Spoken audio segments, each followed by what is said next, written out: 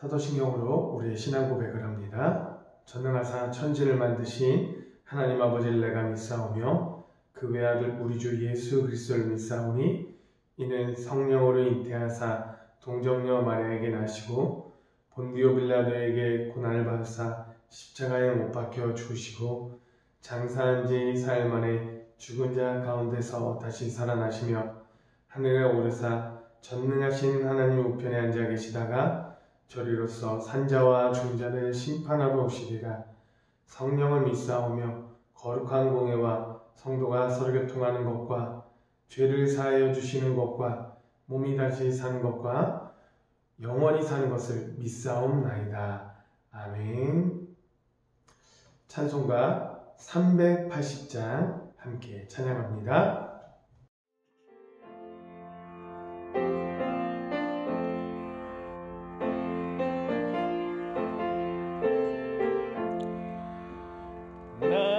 생명 되신 주님 앞에 나아갑니다. 주의 흘린 보혈로 정케하사 받아주소서. 날마다 주를 찬송하겠네. 주의 사랑 줄로서 나를 굳게 잡아 매소서. 괴로운 세상 지낼 때 나를 인도하여 주소서. 주를 믿고 나가며 나의 길을 잃지 않겠네. 날마다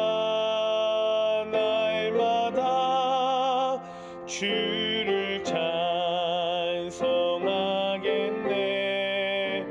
주의 사랑 줄로서 나를 굳게 잡아 매소서. 세상 살아갈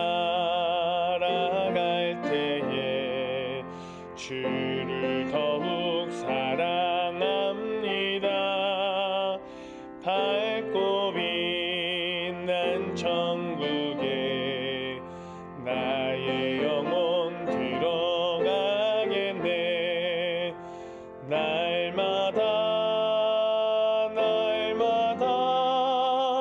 주를 찬송하겠네. 주의 사랑 줄로서 나를 굳게 잡아 매소서.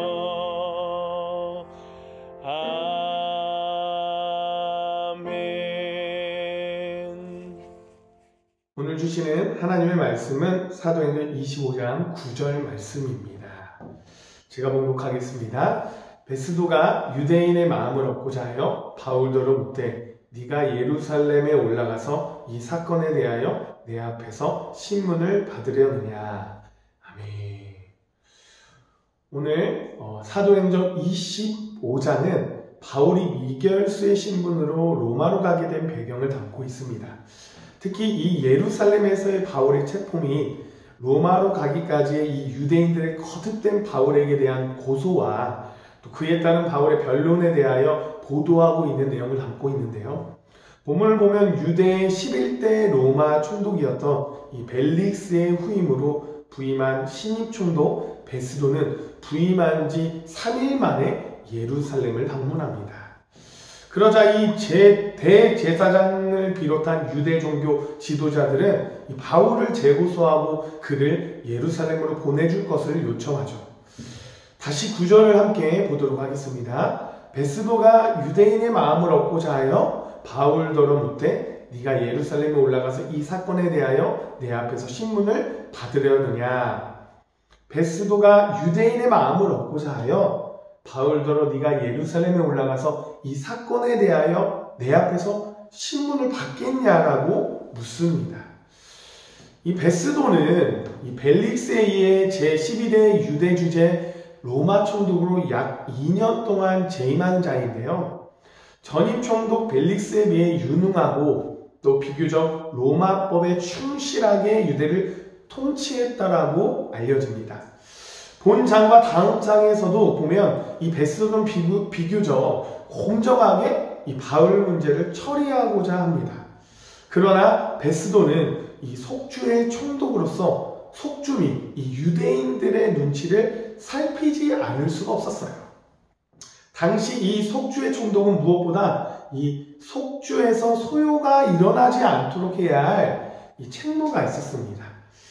그리고 그러한 책무를 원활히 수행하기 위해서는요, 속주 및 특히 이 속주의 지도자들의 협조가 절대적으로 필요했던 시기입니다. 더욱이 당시 속주민들은 총독에게 불만이 있을 경우 이 황제에게 고발할 수도 있었습니다. 그러므로 이제가 부임한 베스도는 이 속주민인 유대인들의 환심을 사기 위해 유대인들의 요구대로 바울을 예루살렘으로 보내어 거기서 재판받도록 하려고 했던 것이죠. 다시 말해서 베스도는 이 유대인을 기쁘게 함으로써 그들로부터 환심을 사 자신의 지위와 안전을 확보하려고 했던 것입니다. 이렇게 봤을 때 베스도는 비록 전임 총독 벨릭스에 비해 공정한 면이 있었지만 그 역시 사람의 눈을 의식한 기회주의자적 성격이 있었다는 것이죠. 물론 지도자는 백성의 눈치를 살피지 않을 수가 없습니다. 지도자는 백성의 소리 곧 민심에 민감해야 합니다. 왜냐하면 민심에 기울일 때 성공적인 지도자가 될 수 있기 때문이죠. 그러나 그렇다고 해서 옳지 않은 일까지 백성의 요구를 들어줘야 한다는 그것은 아닙니다. 지도자는 백성을 옳은 길로 인도해야 할 책임이 있습니다. 따라서 다수 백성의 요구를 할지라도 옳지 않은 일이라면 자기 자리에 연연하지 말고 단호하게 거절할 수도 있어야 한다는 것이죠.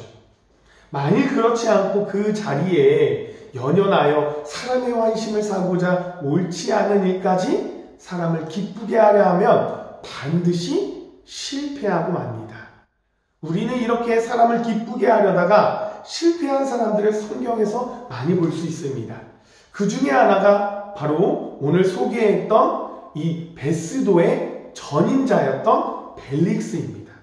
이 벨릭스는요, 바울에게 죄가 없다는 것을 잘 알고 있었어요.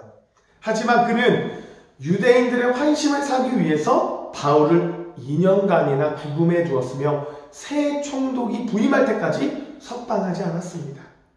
그러면 그가 그렇게 기회주의적인 태도로 인해 자신의 지위를 보장받았을까요? 아닙니다. 그는 유대인들의 고발로 로마 정부에 의해 소환되어 갔고 결국 자신의 모든 지위를 박탈당하고 말았습니다. 즉 사람을 기쁘게 하려 하다가 그 성공을 도모하려고 하다가 벨릭스는 그 사람들에게 버림받아 실패자가 되고 만 것입니다. 이 외에도 예수님을 십자가에 못 박아 죽인 이 빌라도 총독을 바라봅시다. 사람을 기쁘게 하려다가 실패한 자입니다.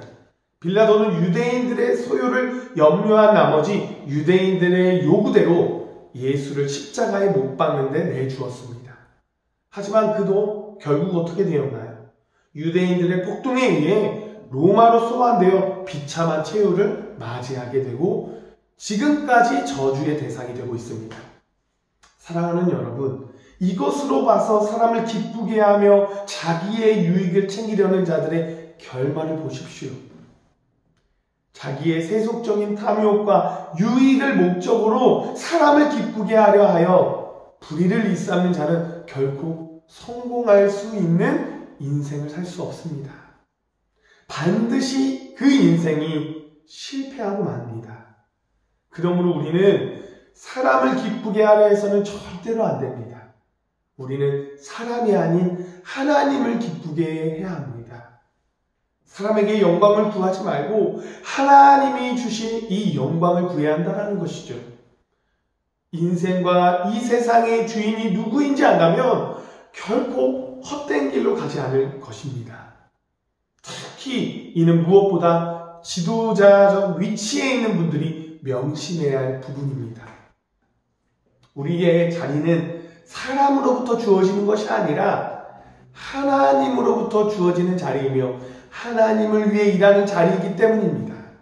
사랑하는 우리 전주영생교회 성도님들, 오직 하나님을 기쁘게 하는 인생으로 살아가는 주님의 자녀가 되시기를 간절히 소망합니다. 기도하겠습니다.